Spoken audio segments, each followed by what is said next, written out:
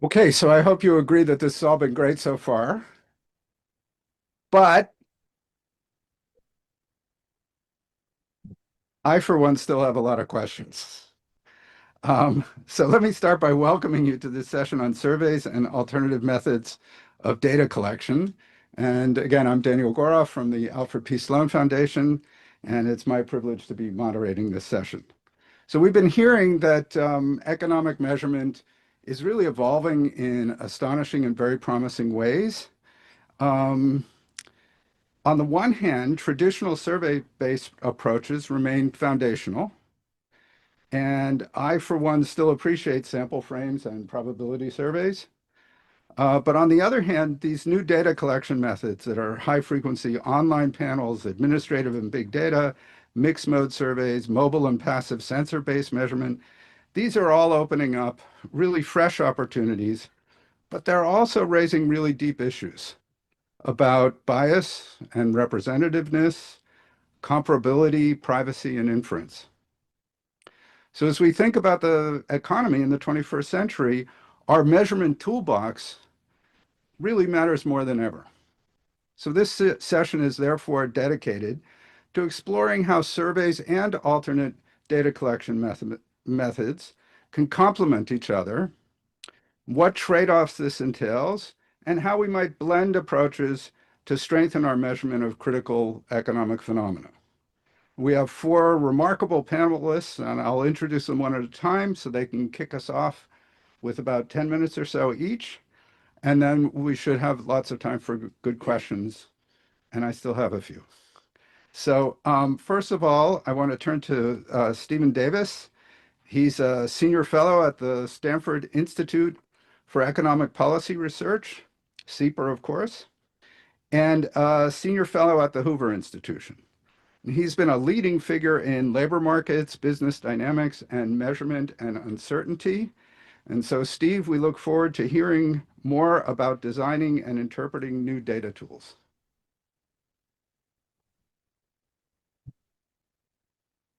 Thank you, Danny. And thanks to Jim and Karen for organizing this and for inviting me to speak. Let me start with some blindingly obvious observations. Most of these have come up, but I want to put my own spin on them. Number one, response rates on US government surveys have dropped sharply in the 21st century, undermining the quality of the data. I think it's worse than most people, even in this room, appreciate, is my sense from listening to the conversations. It's certainly worse than most professional data users appreciate. So there's three things really there. And David Wilcox reminded us of the low initiation rates to get into the surveys, okay? And then there's really been very serious declines in survey response rates. That's been going on a long time, and we heard at lunch across many countries. So not a new phenomenon, but it's quite marked. And then I haven't heard any discussion today, but it's also another serious issue is even when you get somebody into the survey and they respond to a survey, item non-response on key questions is also often a very serious concern. So there's lots of potential here for non-random, non-response patterns to yield bias statistics and misleading analyses. I'm going to come back to that with some constructive suggestion. Second, something that hasn't been stated explicitly, but hinted at several times, errors and revisions in government statistics have become costlier and more consequential. And you know, that's going to continue. It's not just a function of the current political regime. There's a broad, enduring loss of trust in institutions, including government institutions that we all know about, and it's worth thinking about that. Third, even though I think you might get a unanimous yes vote for more generous appropriations to the statistical agencies in this room, I don't think it's going to happen. So I think funding will remain tight in the best scenarios, and it could decline. It could continue to decline in real terms in some important respects. And I factor that into how I think about this.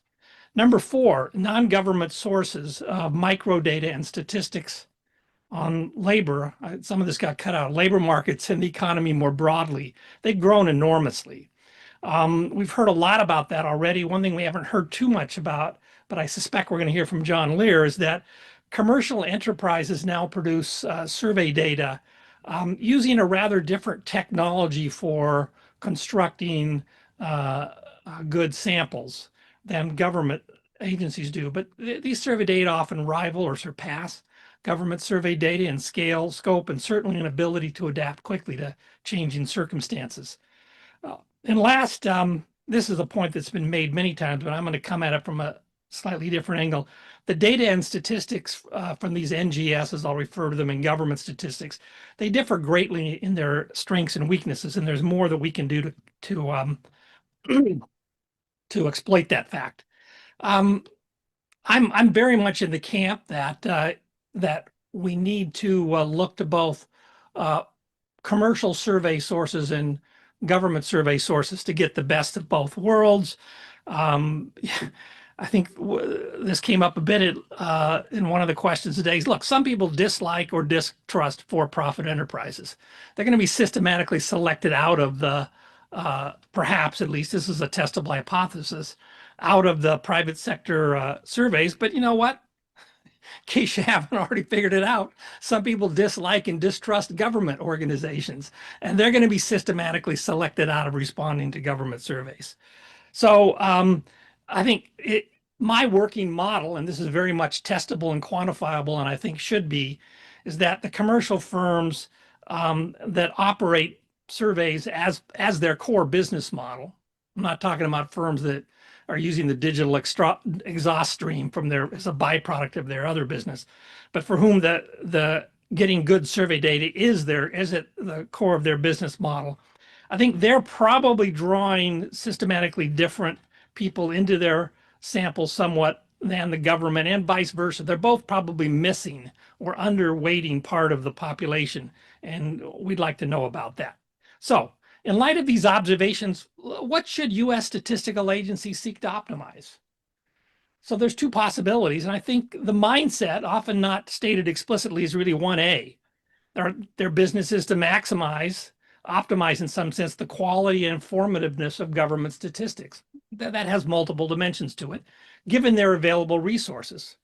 Well, I want to suggest we ought to think about whether that's the right objective for the government statistical agencies, because a somewhat different objective, which I think has become increasingly important to think about, given some of the observations I just made in the first page, is maybe the goal ought to be to maximize the social value of government statistics and non-government source statistics jointly taken together.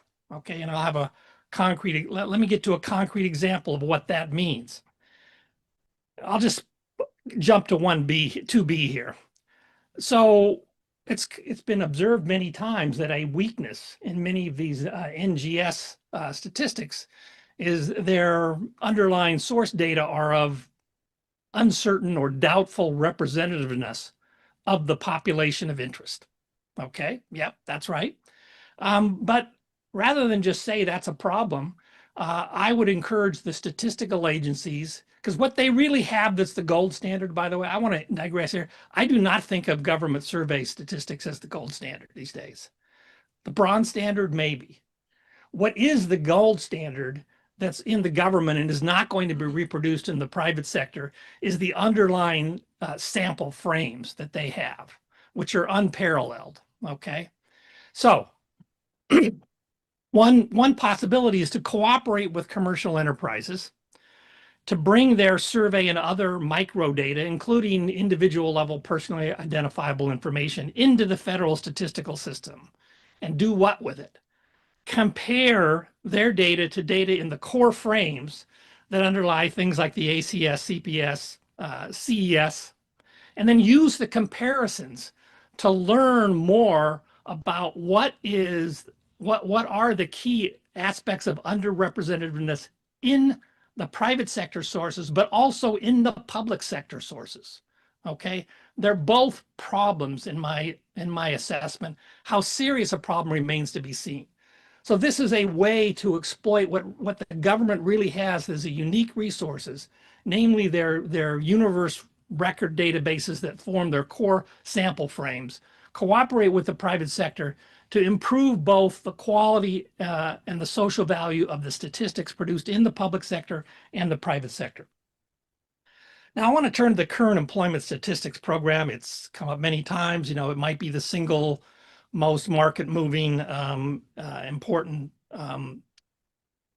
well, certainly one of the most important around the world, not just in the US.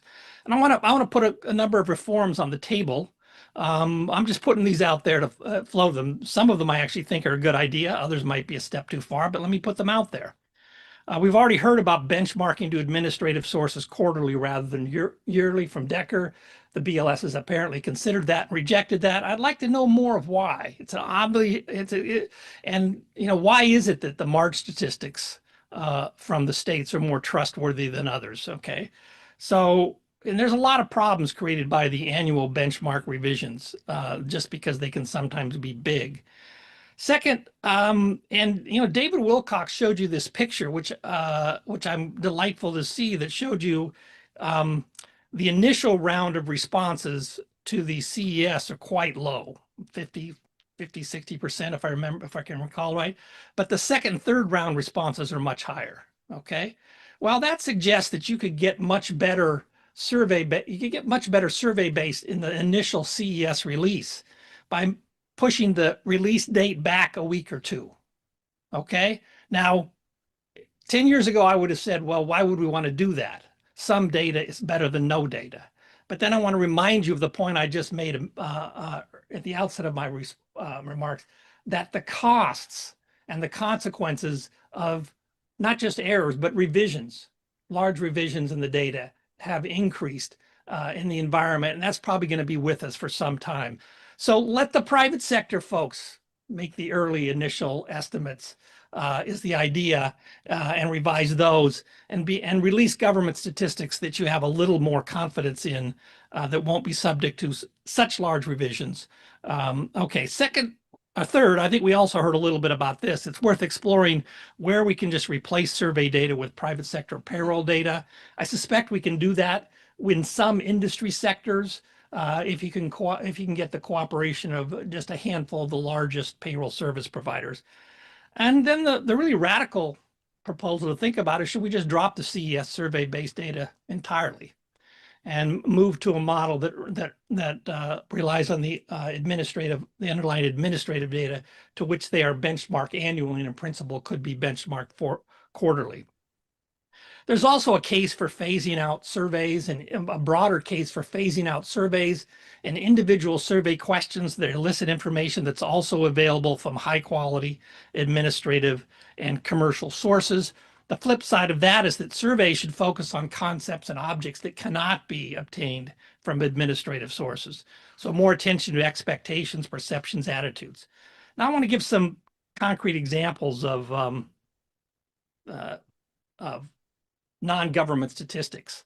So one is the survey of working arrangements and attitudes that I've been involved. This is a medium scale monthly survey, 5,000 to 10,000 individuals surveyed a month. We've been doing this since the spring of 2020.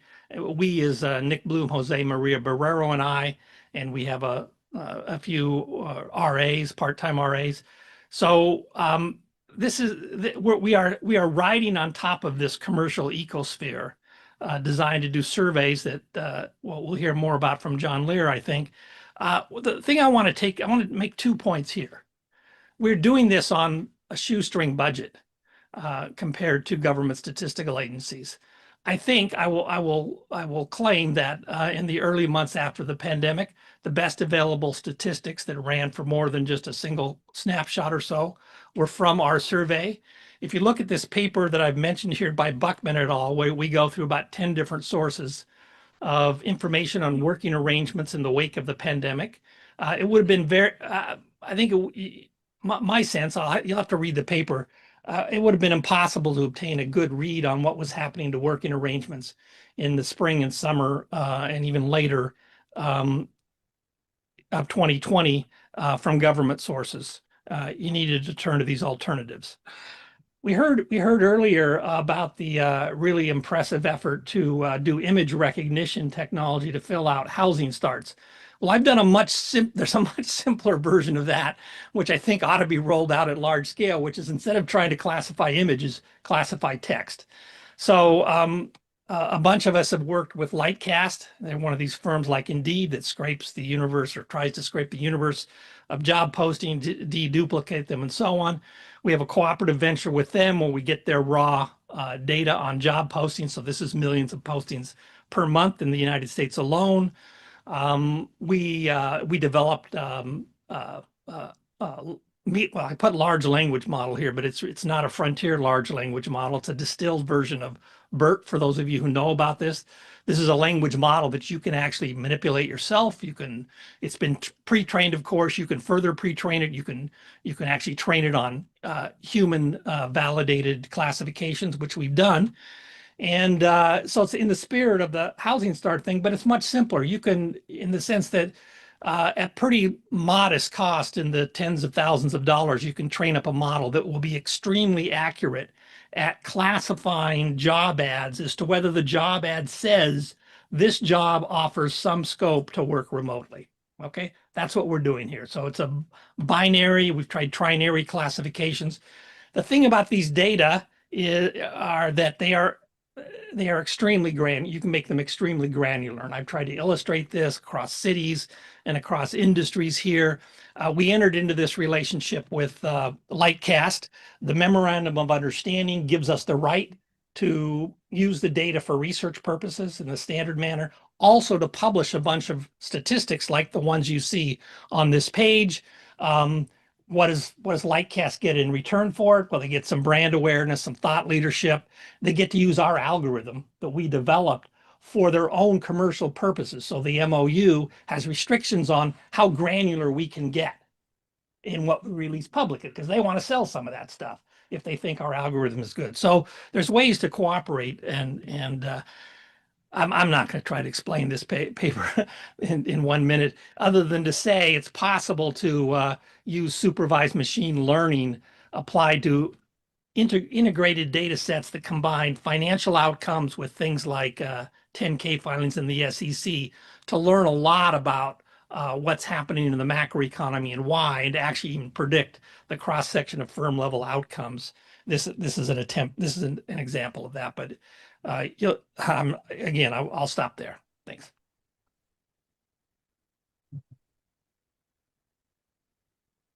Okay, thank you, Steve. Next, we have Tarek Hassan. He's a professor of economics at Boston University. His research spans international and macro finance, social structure and growth, and importantly for this session, the interface of measurement and firm behavior. So Tarek, please tell us about your adventures combining traditional and alternative data sources. Okay, well, thank you very much. So thanks for inviting me also.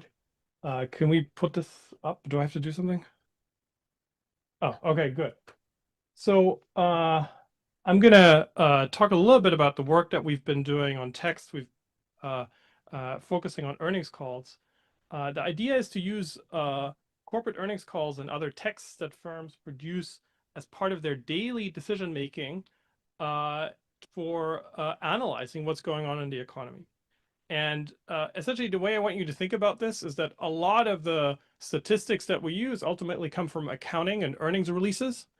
And when Apple releases their earnings, it's 3 pages of numbers, and then they go jump on the phone with their analysts and produce 15 pages of text.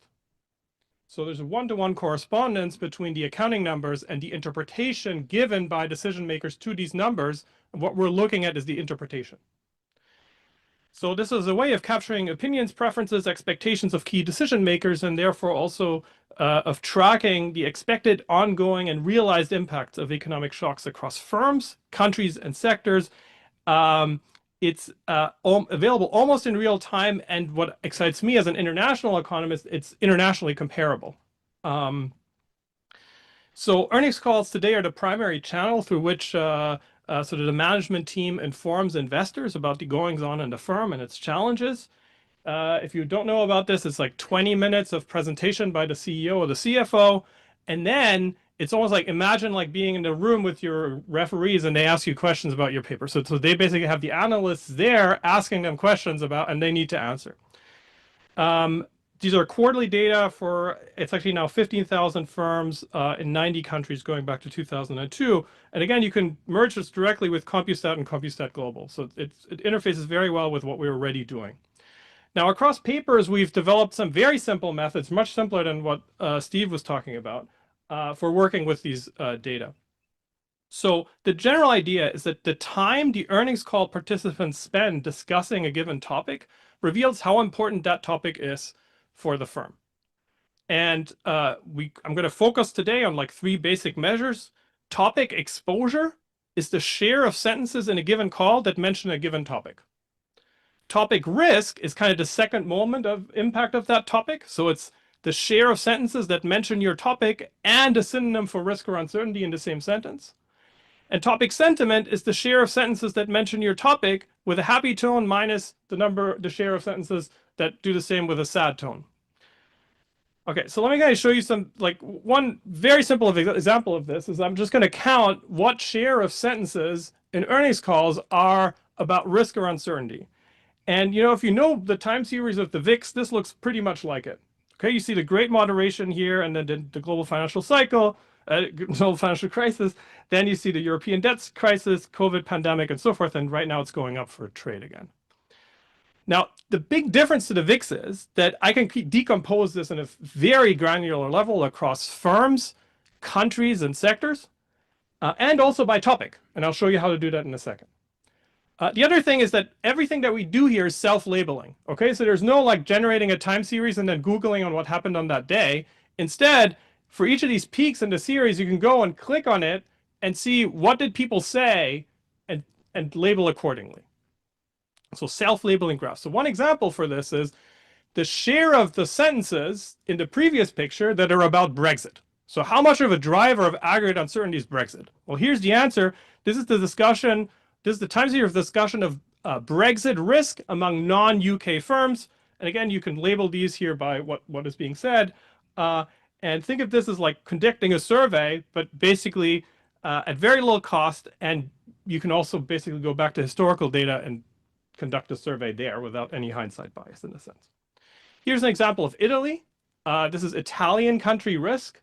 Italy is, you know, a very peaceful country, so not like a lot going on, except for here I'm decomposing the Italian country risk into country risk as perceived by financial and non-financial firms. And what you see here is that almost the entire variation in how the perceived riskiness of Italy among international firms is all among European, these are European financial firms that are worrying, guess what, about Italy defaulting on its debt.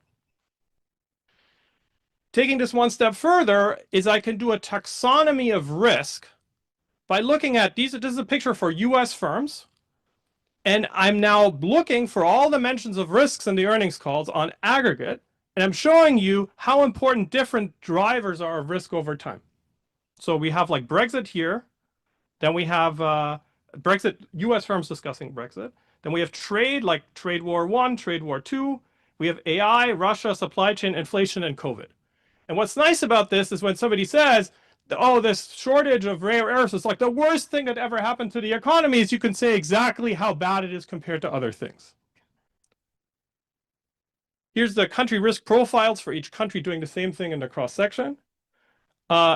You can use this to assess positive and negative impacts of major shocks. So for example, if you look at like discussions of AI in 2023, when LLMs came along, that was on aggregate sort of a lot of positive discussion. Brexit was bad. Conditional on discussions of Brexit, very bad. Yeah, so not many firms talked about Brexit, but when they talked about Brexit, it was always bad. Russia invasion and COVID in 2020. So it gives you kind of a sense of like how good or bad are these shocks perceived by international firms. These are the winners of losers of AI based on discussions in 2023 at the firm level, right? So who are the losers? Universal Music Group, News Corp, anybody who writes anything, basically. All right. Let me give you another example, like using these methodology very simply to quantify the transmission of risk across borders by analyzing how firms from different countries discuss risks relating to foreign countries. So let me give an example for UK, okay? international firms that are not in the UK discussing risks associated with the UK in 2016 after the Brexit vote. And I just want to see, how is this Brexit risk transmitting to firms in other countries? So what I'm going to do is I'm going to take measurements of UK risk in earnings calls in 2016, and I'm going to compare that to discussions of UK risk in the long period before 2016. So you get a picture like this, which gives you how worried are on average firms in different countries about the UK in 2016, compared to how worried they usually are about risks relating to the UK. And you see this as what we call here, like we have a whole paper about this. This is like a crisis with a high degree of bilateral transmission, meaning this is a type of crisis where if you usually worry about the UK, that's a very good indicator for you're very worried about Brexit. If you don't usually worry about the UK, you're not worried about Brexit. Compare this to the global financial crisis, where like stuff happens in the US. First of all, look at the axis, much higher global impact. And then also, it's like a parallel shift of the line. Okay, so something's happening in the US, everybody's freaking out. So very different type of crisis. This is basically a way of generating a taxonomy of crises and their transmission, what we call in international economics contagion. Finally, you can very easily look at how do discussions of different topics intersect in a given sentence. So for example, I can go and look at all the sentences that mention COVID, and then I can go and look at all the sentences that mention COVID in conjunction with a discussion of demand, or in conjunction with a discussion of supply, or in conjunction with a discussion of finances. And what you get, and we were walking around in 2020 with this and nobody would listen, is this is in 2020 generated in real time. In 2020, you could have seen that COVID is indeed, there was a whole debate about, is it a supply or a demand shock? Guess what? It's 50% demand shock, 50% supply shock, and a little bit of financial shock. One thing that we were worried about at the time is, are we going to see a repeat of the global financial crisis? And it was clearly no. Okay, so financial constraints were not a big issue here. Finally, you can do most of this on your phone now. I have a wonderful grad student named Marcus Schwedeler, and he basically took all the hard work that we did across 5 papers and programmed it up so well that you can create your own measures within a couple of minutes, even if on your phone if you like. I have some flyers here and outside if you're interested. And we're trying to make this work so that we can provide low-cost access to students and academics. Finally, what I want you to take away from here is economic entities, firms around the world generate text as part of their regular business activity. And my prediction is that in 15 years' time, we're going to use those texts as much as we use their accounting numbers. Accounting numbers are difficult to interpret. Texts are also difficult to interpret. It's not clear that one is worse than the other in a sense. Earnings calls are rapidly becoming a standard data set for macro analysis. In some sense, what I always tell my students, the frontier here is new data, not so much new methods. People are super mesmerized about like the embedding vectors and the large language models and so forth. The whole point here is that data is much easier to process than it used to be. And again, yeah, if you happen to work for a central bank and you have money, please call Marcus.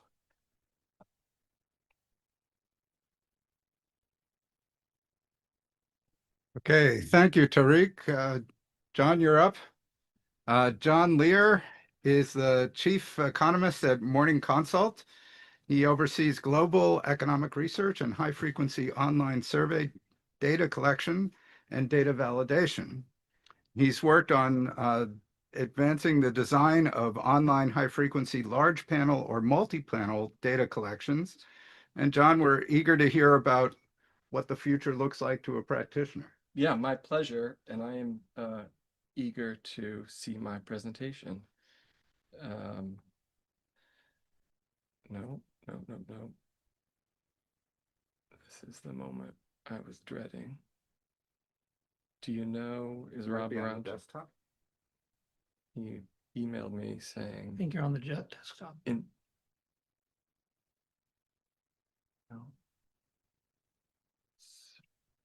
Sorry. Oh, Leer, there we go. Right side. Okay. Great. Great to be with all of you today. As Dan mentioned, my name is John Leer. I'm the chief economist here at MorningConsult.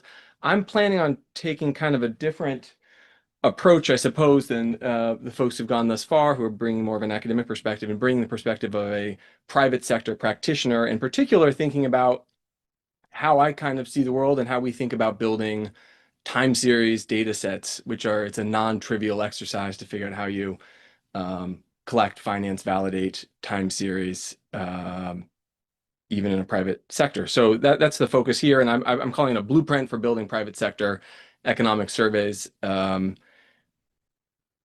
hopefully it'll be a little interesting and a little controversial. Oh yeah, my apologies. Yep. How's that? Is that better? Great. So I think there are 4 pillars to doing this well and being able to do it in a sustained way. By sustained, I mean profitable way where you can continue to collect data, which is kind of the name of the game. The biggest piece by far up front is investing in technology. I'm going to talk a little bit about that, but this would not be possible without some of the technological innovation that folks made before I joined MorningConsult. So it's critical that you figure out a way to collect it at scale. And then, I think for time series in particular, there's a million people who have a million really interesting ideas of what you could do. There's some low-hanging fruit and you should do that, but there's some crazy things and you should try to do that too and figure out over time how you can kind of ramp things up based on signal and demand. And then I'll talk a little bit about the distributed cost model, but I think for companies like ours, there's not that many companies that are doing survey work focused exclusively on academic macroeconomist. It's a niche market. And so how do you find other folks who could find your data useful? That's really valuable. So you can underwrite the data collection part. And at the end, of course, you need credible third parties to come back in, validate the data, and compare it to some other good government data sets, or better yet, combine it or integrate it. So just background, I'll get through this quickly. MorningConsult, we're a global survey research company trying to understand what people think and how they're going to act. We collect about 30,000 surveys a day across the largest 40. This is 40. I think we're at 45 now, largest 40 economies. So we're doing high frequency global surveys on a wide range of issues. My focus and the focus of this presentation is on all of our macro data. So we do global consumer sentiment surveys, exact same questions as the University of Michigan. We have a labor force and unemployment survey that is being used increasingly by folks at the Chicago Fed. And then we complement those with a range of weekly, monthly, and quarterly surveys diving into other areas, basically thinking about the pillars of macro: economic activity, labor, and prices. So I think one thing that is important when thinking about this is trying to figure out why are you using a survey as opposed to a non-survey instrument. And there are certain, survey data is data. Data means that it has advantages. All data, I think, has certain features and bugs.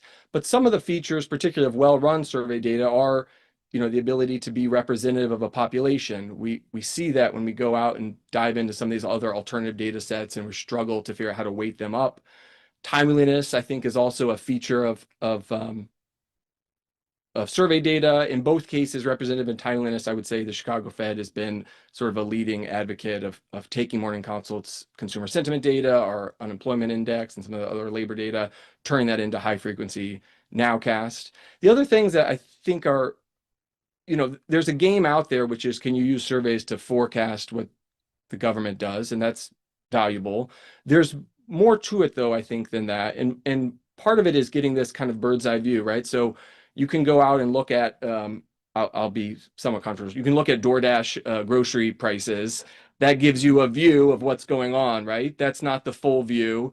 That's part of people's grocery budget, not their full grocery budget. So there's reasons to be maybe to use surveys in some way to get a broader perspective. The other thing I think that has become increasingly important right now, and we see it, I think many of you guys are also waiting for this consumer expenditure survey to be released from 2024, but we know that the demographic breakouts matter, particularly as you think about something like spending. So being able to go look at income breakouts or firmographic breakouts is critical. The cross-country piece, going on the European Commission's website and trying to look at their harmonized data set is for lay people, it takes a while, and then figuring out how that relates to what's going on in China is even more challenging. And so having comparable cross-country methodologies. The piece that maybe is more interesting to folks in this room is the causal analysis using the RCTs, trying to get inside of people's heads and really doing that kind of the work that we've done a lot of this with the Cleveland Fed, where we have thought really hard around how people's inflation expectations are related to their wage expectations. Can we shock them in one way and see if the causality runs potentially from inflation expectations to wage expectations? Breaking news, we didn't find any result there. Or I should say the result is that we didn't see this wage price spiral. And then the last part is maybe, again, sort of trivial for folks in this room, but having some sort of micro foundations. A lot of the work that we do is coming up with building a data set that is one variable in a much larger model that's trying to explain some sort of macro phenomenon. So just on the first point, as I think about kind of representativeness and timeliness, this panel was scheduled well before the government shut down, but we spend a lot of time thinking about how our data set relates to government data sets. I've mapped out here in the month of October ways that we were trying to help policymakers or help businesses. I have a quote, though, on the right that I think is really important, and I know folks in this room are hyper-focused on the government data, but for a lot of people who use data, the government data was never adequate. And so this is something I've heard a lot, and for the revisions, as Stephen mentioned, but also the demographic depth and then just the lag. And so I think as we're trying to understand how to build data sets that solve sort of social problems, those problems are not all the problems of macroeconomists. There are some very practical problems that this data sets need to solve as well. I'm going to quickly speak a little bit about some of the technological sort of advancements or innovations that we've made. And so one thing that jumps out to me when I look at survey research is just how constant change has been in survey research over time. And so I've got a very basic graph here of 1940s, you're doing door-to-door survey work. Of course, some of that still continues from the census and other folks, but that largely moved to telephones. Then there was the mobile phone craze, and we've moved now, I think, largely into a world of online surveys, text to web, other ways of interacting with the survey through the online mode. But there's a unique nuance here, which is this is a single dimension, but there's kind of two dimensions. The other dimension is the sampling frame, right? So as the technology evolves, the sampling frame is often forced to evolve as well, going from addresses to a list of phone numbers to a list of cell phone numbers, and then going into this, taking the leap into non-probability samples in the online world. But I say that I think the historical context is important, that for surveys to work, there needs to be some form of technological advantage progressing with broader social trends. I could speak a lot about this, and I have a colleague in the room who actually could speak for hours about this, but so just very broadly, how are we doing this? The core sort of bet that our founders at MorningConsult made, one is a Stanford political scientist, is that the future of surveys was going to be online. So that was a bet that we made 20 years ago. Figuring out how to do that is not trivial, but okay, if that's where the world is headed, then let's figure that out. Then the other piece is there's a lot of companies, I think, who have moved, and even researchers who are really wed to this idea of having kind of a single panel or a single sample frame and randomly sampling from that frame. The more that we interact with all these different sampling frames, I think we realize that there's actually quite a bit of overlap. I'm going to show you a slide later. And so the idea that these are, randomly selected people, I think doesn't pass muster, in my opinion. So we are programmatically collecting surveys from 30 panel providers every day across all these different countries, pulling them together. They're collected, stratified up front based on the population demographics of a given country, and then we weight them on the back end. And this is a graph that I think is really telling, again, for folks who are maybe deep in this space. The top right-hand graph is, because we're essentially now our own clearinghouse for all these different panels, we can see where people are coming from and where they say that they were coming from. And we see that there's a lot of buying and selling within the panel space. And so it's a very dangerous world to be there and take some of these companies for their word to say that people who show up on a certain panel are unique to that panel and not coming through other means. But it's also a way where I would say, like, this is a different model. This is a model of we own this data, so we have a vested interest in understanding who these people are and their demographic profiles. So I'll say just maybe a few more words around some thoughts that around kind of how to make this work. So obviously you've got to invest in the technology. The other piece that is maybe not interesting here, but as we are building macro time series, there's got to be a compelling business case to build that time series and underwrite the data collection. And so I always joked, if I had joined MorningConsult, I would have sat on the data for 10 years before sharing it with somebody. That's a bad business. There's no way to collect that data. And so now we have a lot of macro data, but we have very specific industry data, and then there's brands data that folks are using to understand the companies, but also, hedge funds are trading off of it. And so it's finding a way, I think, to distribute those costs is really important to being able to collect data sets that may take 5-10 years to mature and understand some of the dynamics over time. And I think to that point, it's not just, it's not just partnerships with the different Federal Reserve banks or other academic researchers. You've got to show that this data set can be valuable to folks who are maybe not as sophisticated from a data perspective, or who care not about the macro, but more directly about their particular companies. And so we spend a lot of time working with researchers on Wall Street and other folks, figuring out ways to make our data useful for them. And I'll just offer a few words going forward. So kind of how we see the world. So we continue to be very focused on technological innovation. We could do a whole separate session on where we think AI is heading and how we're positioning ourselves. You've got to continue to make bets on where there are gaps in the data landscape. The chart on the right is data that no one else has seen, but we've been collecting the data that the Chicago Fed uses to nowcast as an input in their nowcast for the unemployment rate. We're doing that globally. So you're tracking here our data versus the Brazilian unemployment rate data. So thinking hard around other data sets that we should invest more time in. And then I would say, we think hard around how to work with folks who are in a research and setting.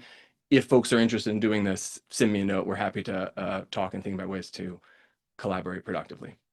Thank you.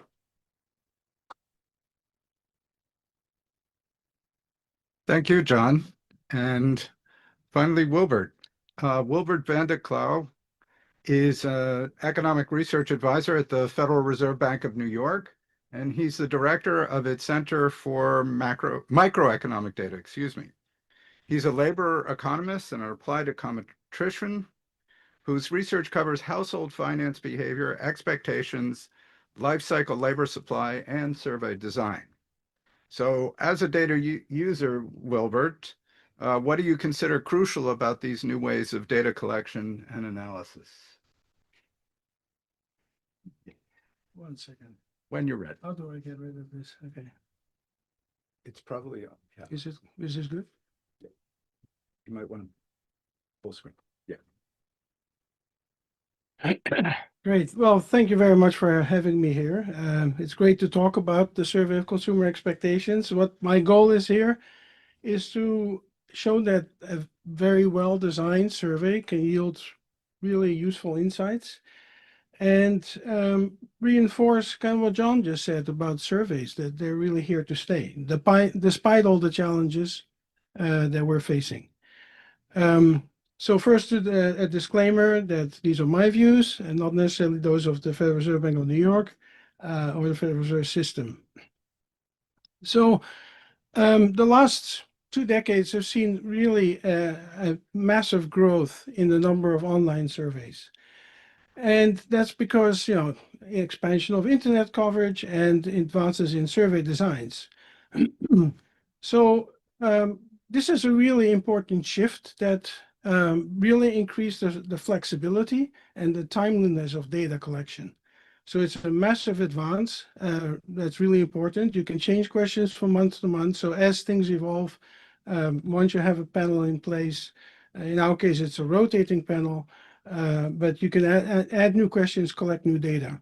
And by now, there are many, many real online panels. What I mean here is probability-based online panels where people are recruited in and not opt-in. So these are just designed in old school ways, using mailing addresses and then recruiting people. And there are many panels run by RAND, USC, Pew, NORC. I mean, there are quite a few. And there are annual conferences. There are a lot of conferences on survey experts who talk about all the issues we talked about today. You know, recruitment issues. How do we retain people in samples? You know, how about incentives? How about even what the envelope looks like that people receive? Or how do you reach people? I mean, there are a lot of conferences and there are a lot of experiments going on, randomized experiments to see what works. And and to study the representatives of this. One of the conferences is Cypher. If anybody's ever interested in going to that, it's usually here in DC, in Washington. It's fantastic. So an important objective with these surveys is not just to collect data that you can potentially get from other administrative data.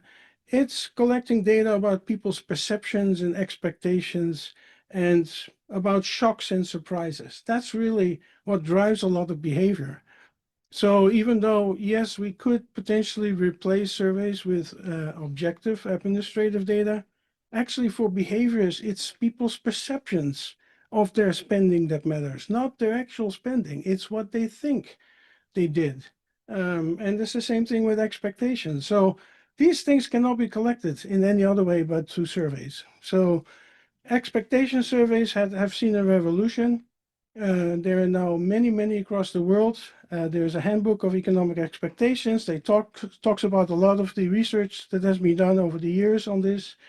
And I would say, probably the most innovative work that's really been done in terms of high frequency surveys of consumers on expectations has been done by central banks.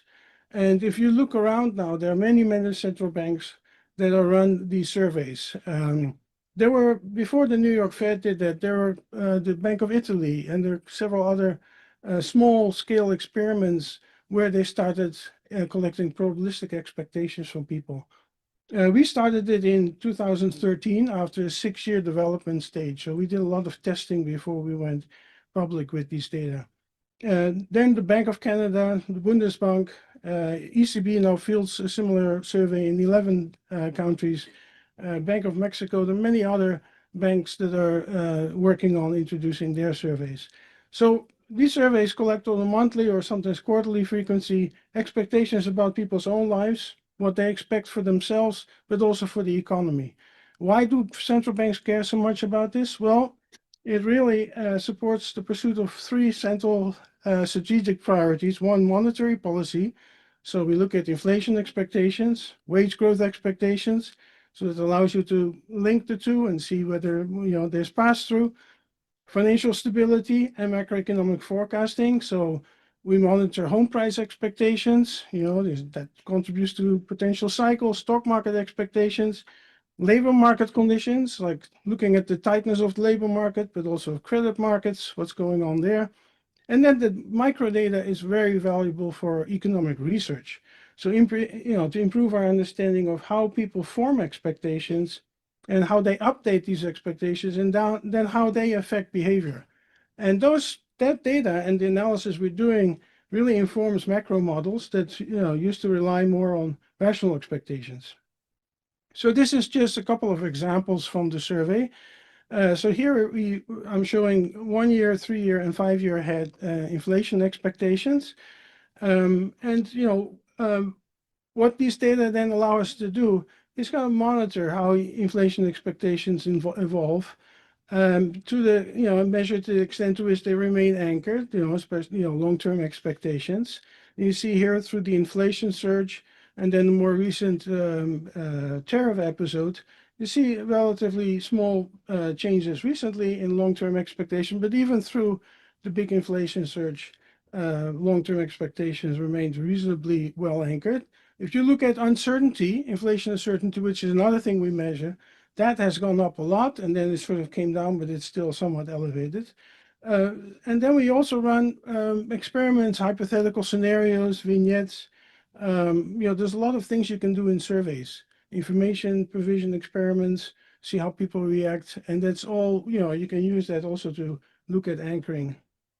Here's another example of how we use our data. So one of the things we ask people is the probability that they will be able to find work if they were to lose their job today.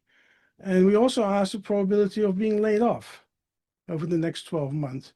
Now, if we take the difference in the medians of those two, we get on this chart, which is the, I think it's the blue line, sorry, it's the green line.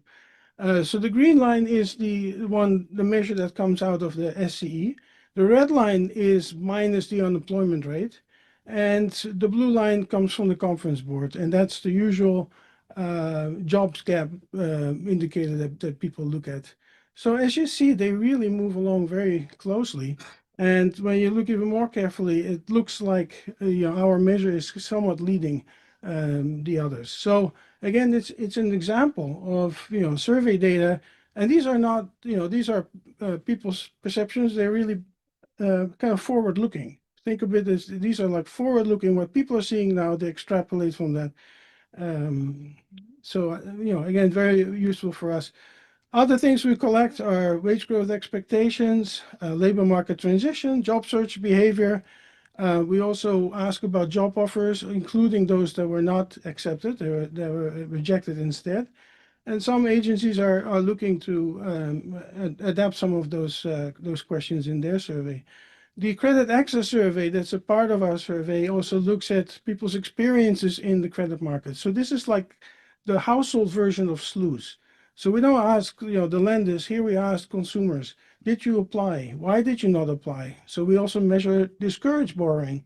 And then for those who applied, were your loans rejected or not? And then we also capture delinquency expectations. And that was, again, very useful early on in the pandemic.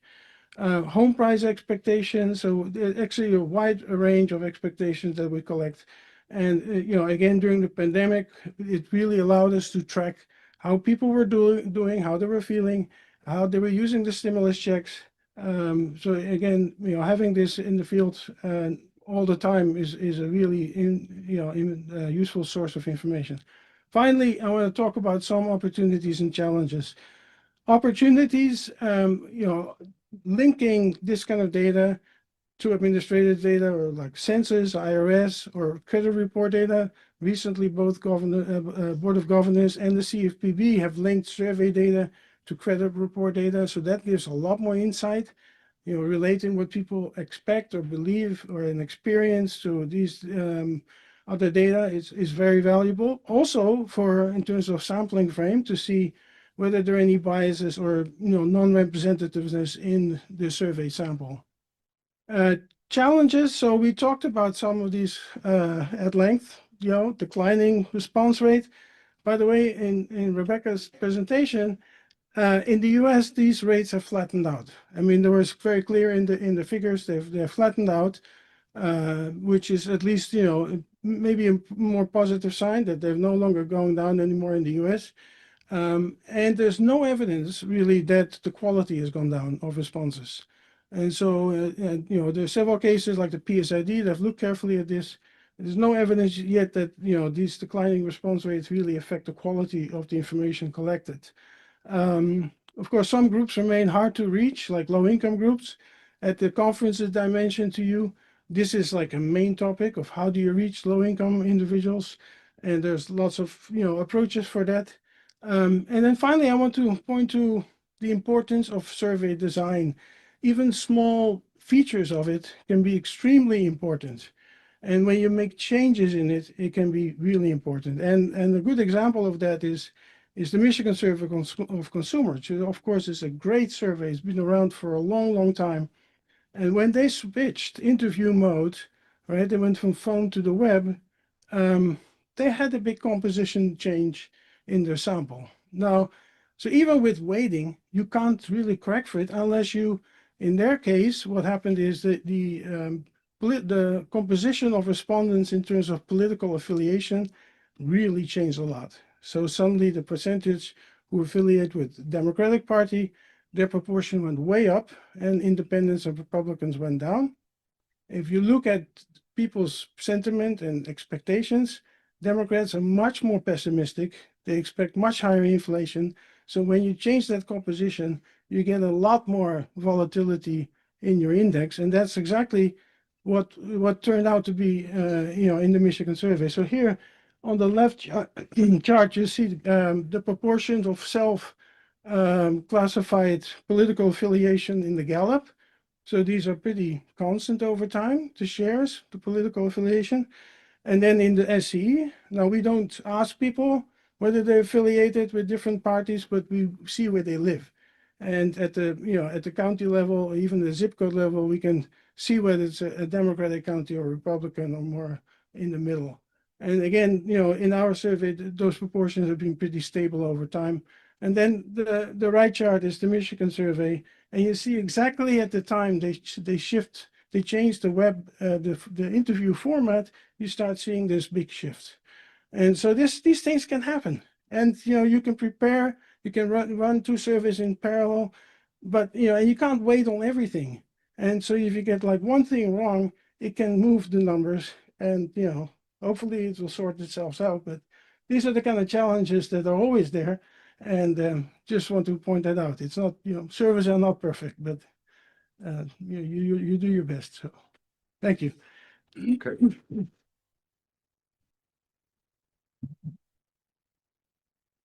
Thank you, Wilbert. You remind me of a survey I saw just recently of how Democrats and Republicans do see their expectations are very different. And on the day of the election, they switched. Just very abruptly and very clearly. So that's what we see. All right, now questions. People can line up at the microphones. I will start. We've been hearing a lot about administrative data, and I'm really, really interested in all the practical and legal and conceptual considerations, but let me be very concrete. Suppose that you were really interested in food insecurity. And we've been collecting data, and there are a lot of official surveys of food insecurity that have been going on for a long time. But just imagine, if you will, a government that said, no more of that. We're not interested in hunger anymore. We're not collecting any official statistics on that. What do we do? Is there a way of maintaining that kind of information in ways that would be defensible, that would give us situational awareness? There are probably lots of other examples like that, but what would you recommend? And how would you know if you're doing a good I'll job? say a few things, but I want to also comment on some of the other presentations. First, food insecurity, vague concept, define it precisely, decide whether it's something you want to continue. Second, if you do want to continue it, and you just stop one source abruptly, the best you can do is find things that in the past sample period mirror it closely. Hopefully you have a long enough trend with enough shocks and enough cyclical movements that you can do that well. The better thing to do would be to phase it out gradually and bring something else in as an alternative, so you have a transition that you can use to model, what you've lost, and if anything. But I would be remiss if I didn't mention a few things here. One, Wilbert told us about the pioneering work that the New York Fed has done in surveys of expectations, perceptions, and so on of consumers and workers. I should note that the Atlanta Fed has done parallel pioneer work on the business side, including probabilistic business forecasts of own business outcomes, macro outcomes, and so on. I've been involved in one of those efforts, the Survey of Business Uncertainty, that began about a decade ago, and their business inflation expectation survey goes back earlier. So there is that as well. I'm not sure my methods are any more complicated than yours. We managed to fit them into one paper rather than five. But the the larger thing is what Tarek talked about is using earnings call transcripts as a complement to what I alluded to on my last slide, where we're combining daily equity returns with 10K filings. And there are advantages and disadvantages to two. The 10K filings tend to be more comprehensive characterizations of business risks because the firm is legally required to disclose the business risks. They're only once a year rather than quarterly, as with the earnings call.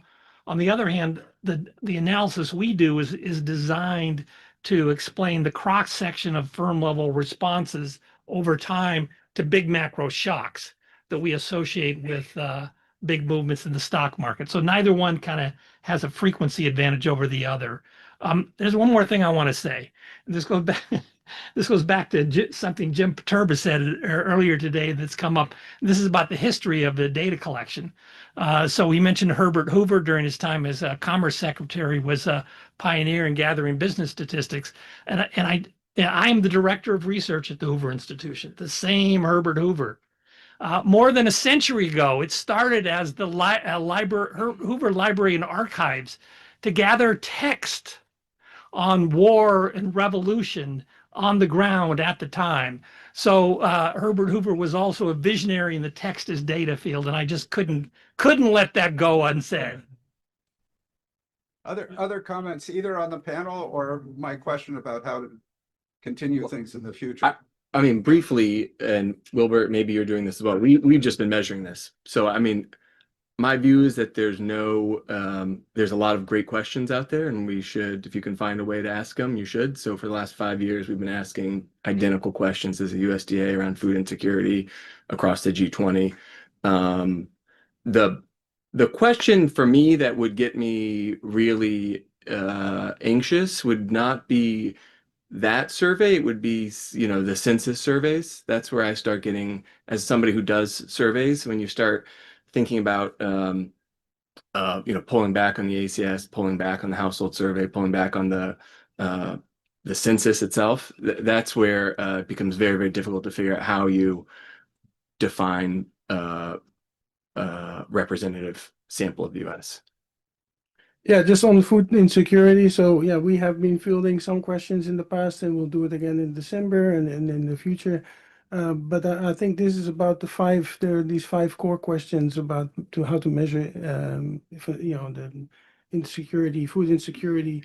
And I know that the Understanding America survey run at USC are going to repeat those questions again. So I think other agencies, other groups will fill in.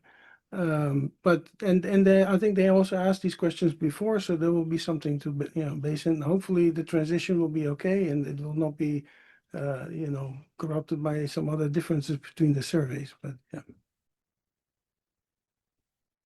Other Yeah, so comments? loosely connected. So the equivalent of a sampling frame in the text domain is essentially finding corpuses of text that look like panels. And in some sense, our corner of the literature has advanced by basically these guys started with newspapers, then we came with earnings calls. People have been working with patents. People are working with job posting data. And essentially, the good corpuses of text are pieces of text that appear regularly by, a panel of economic agents and that have lots of subscripts. So, the patents are great. Patents have it's, inventor I at firm J in country C at time T. You can do technology class. technology. You can do a lot of stuff with that, and then you can also classify by the text. For food insecurity, like my Hail Mary would be like if somebody could find like a thing where like high school students for the last 20 years have had to write like a page before they graduate. That's the kind of thing where with large enough samples you can learn really interesting things about it. So in some sense I think we're waiting to go into other domains of economics. Like firms are easy at some level, and we'll see if people come up with other corpuses. Can I pick up on one other strand of discussion throughout the day that I don't think has received enough attention? Again, it goes back to something David Wilcox said. There one way to deal with the concerns about possible non-representativeness of what we have in the government statistics is to do more work to trace them back to the benchmark administrative record sources. You know, this is what we did in the 2010 paper. There's some of this in the birth-death model that Ryan Decker talked about, but there could be a lot more done. There's occasional efforts to do this with the CPS and the ACS, but they're not done on a regular basis, to my knowledge. So it's this idea that I floated about the real tremendously valuable resource in the public sector are these core sample frames. They would be useful to help improve private sector survey data, but they'd also should be more heavily exploited within the government statistical agencies. And I don't really understand why they're not, other than, yeah, there's quite a bit of work there. But there is the scope for both better understanding the quality of the survey data we have and modeling it in ways that can improve, that can adjust for the problems that are created by the survey response challenges. And so I just wanted to emphasize that point because I don't think it's received quite as much attention as it warrants. There has been talk about census building an unbelievably complete sample frame and then allowing surveyors to request weights. Yeah, that goes part way, but there's all these things, like we heard the things about the partisan differences. Yeah. You know, we don't Yeah, no, often know everything we need to wait on. And so actually bringing micro data into the census allows you to figure, and I've seen that in the sway as well. It's remarkable how partisan leaning, even conditional on everything else you would normally observe, is associated with people's perceptions about where the economy is going, what's happening, and why. So let's do this in the few minutes we have left. Let's take all three questions and we'll let the panelists respond to the ones that they want, starting with Jim.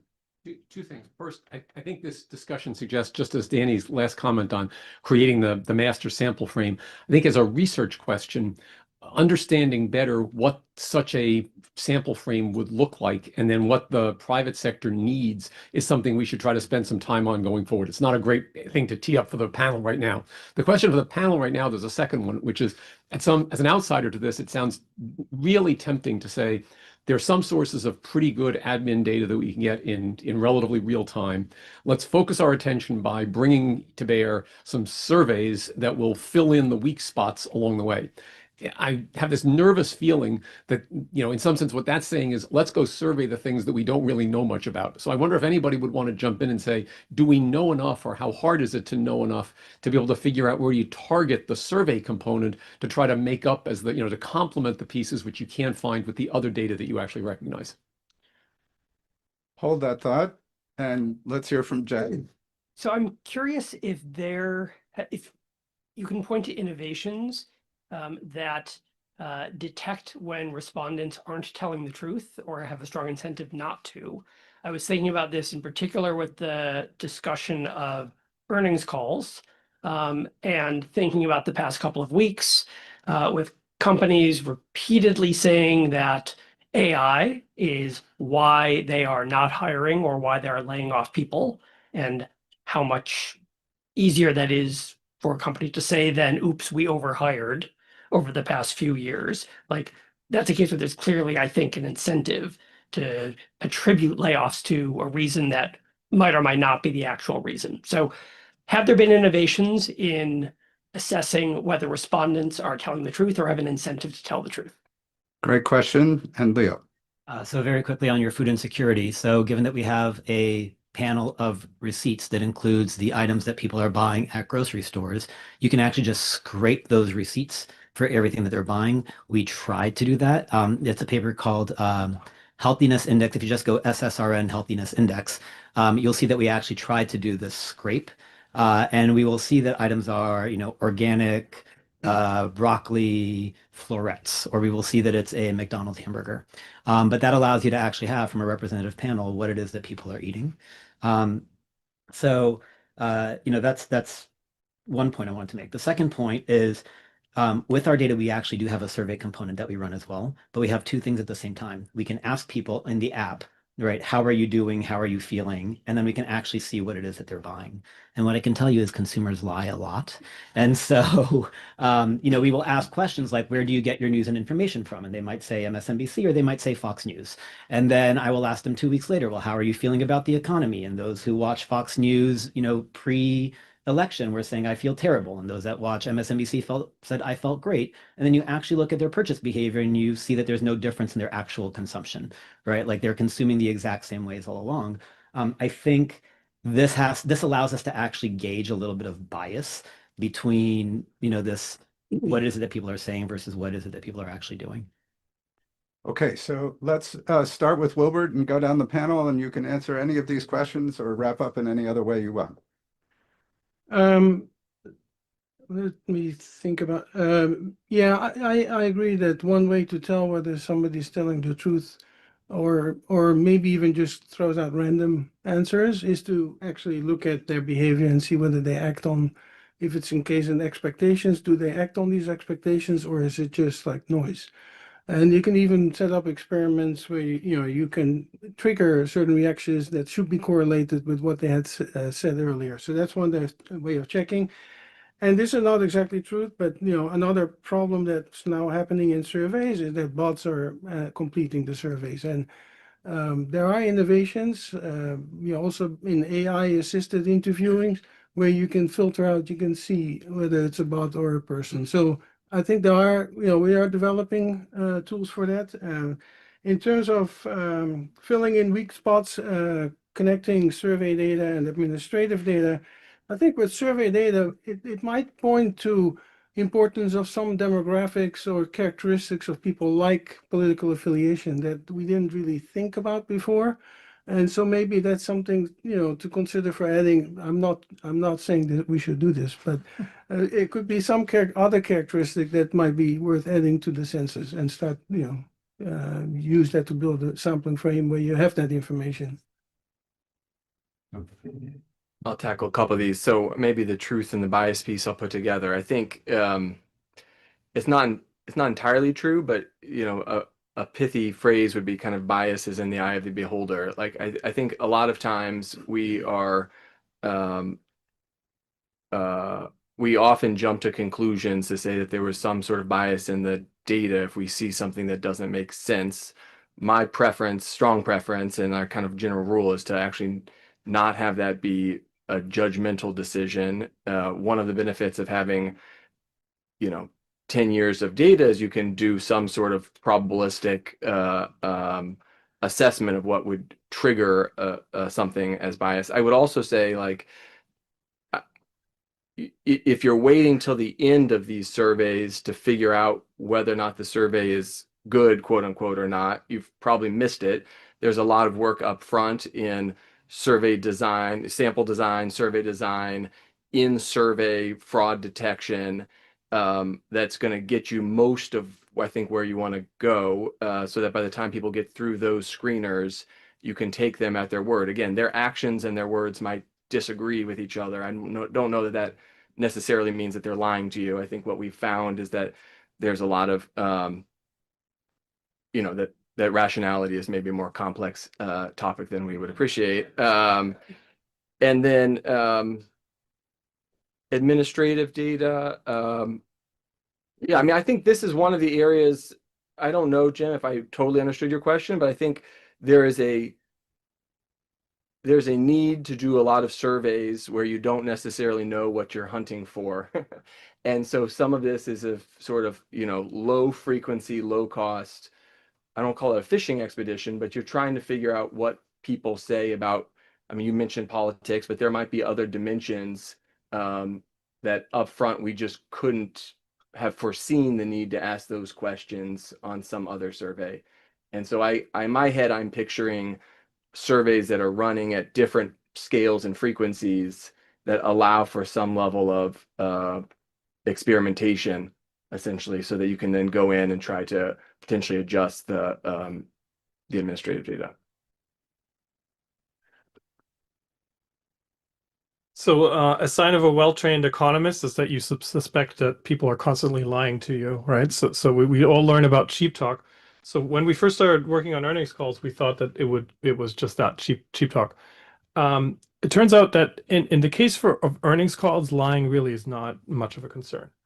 And the reason is they're not talking to us at all. Like they're talking to their investors, and while they talk, like the stock price moves, and the foremost experts on the firm are on the call, and they're going to also be on the next call. So when there's time inconsistency in what people say, or there's outright lying, there's legal consequences. And if not legal consequences, you get called out next time, and it's very bad for the reputation of the CEO. There's definitely spin, but like my colleague Stephen Terry has this brilliant paper where he kind of shows that there's just as much spin in accounting data, actually. If you look at the distribution of whether you just earn, like whether we beat your earnings forecast, it's like a massive. Okay, so these papers. So we looked a lot econometrically. So one thing that you could do is you can look at like sort of run regressions of your measures from earnings calls on like how much of a underperformance of the stock price do they have to explain in the last month, and typically it really doesn't change much your estimates. The other thing that I would say is that that still like people might just have biases in their heads. So the decision makers might have biases, and there's one of my grad students has a really fun paper where he looks at the partisan leaning of the CEO and looks at how CNN versus Fox News report on the jobs report and like news events. And essentially there's a lot of language correlation between conditional on the partisan affiliation. You're going to get Fox News interpretation versus CNN interpretation from the CEO. Now, you might say that's maybe a bias, but it's a bias in the decision maker's head. So that's the kind of bias that you don't want to eliminate. Yeah. A few more things on the bias question. I'll speak to the 10Ks. I kind of endorse what's been said already, but I'll speak to the 10Ks. Couple things there. First, there's a whole industry of economists and consultants that sue CEOs and firms that fail to disclose what look like material risks after the fact, and then the stock price tanks. So there's discipline on just the breadth and the accuracy of the disclosures in the 10K. That's point one. Point two is through the supervised machine learning model applied to the 10Ks, which I didn't talk about in any make any effort to actually describe. The outputs of that model have considerable predictive power over the next 3 years at the quarterly frequency for the firm level sales growth, conditional on other standard stuff you would obtain from accounting statements and so on. So whether there's bias in there or not, there's a lot of information content that it's hard to get in a different way, which I think is also how I read Tarek's work. On the other thing to say on this front is, I didn't mention this before, but another survey that has asked probabilistic and other kind of forecast expectations is the management and organizational behavior supplement to the ASM. We have a recent paper in the International Economic Review that takes the forecasts that come, and these are forecasts by the plant manager of his own plant sales, investment, employment growth, and so on over the next 18 months and more. Okay, so you can, and these data reside inside the Census Bureau. So you can take the kitchen sink. We're talking about manufacturing plants here. So there's a very rich set of variables inside the Census Bureau about the plant, about its parent firm, about its industry. You can condition on all that stuff to make a forecast of where this firm is going with respect to the outcomes. The subjective forecasts add hugely, conditional on all that other stuff. So there again, whether they have some bias in them, maybe they probably do, and of the sort that Tarek talked about, but there's a huge amount of information value in them that's very hard to get any other way. Now to Jim's question, let me elaborate a little bit on what I sketched earlier. Think of a Venn diagram of survey respondents and non-respondents. Okay, they're they're commercial surveyors and they're public sector surveyors. So there's some people who are going to respond to both. There's some who will respond to neither. And then there's some who will respond to one but not the other.